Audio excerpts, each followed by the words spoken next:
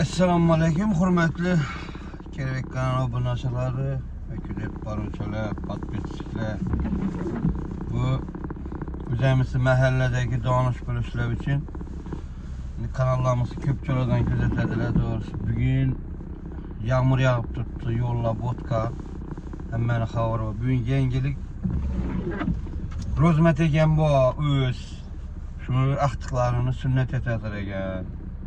Bugün yağmurda köp adam işe çıkmıyor indi. Xudo biladi, soğukta bir de oturadi.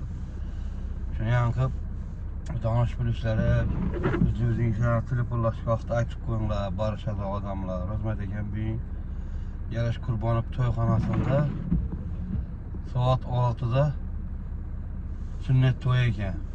Hozir xudo xolasa bir aylanib chiqaman men, lekin ko'p odam eshitmay qarab berib aylanib chiqqanim bilan. Eshitmay kanallara nelere bir insan tanışmışlar, aytanglar ki eshitmadimizde bilmeyler. Rozmat ekan axtiqlarini sünnet etadi ekan bugün. Biz hamsi danışmışlar için bu. İlahda to'ya xudo xolasa danışmışlar. Hozir kanaldan aytib chiqaman.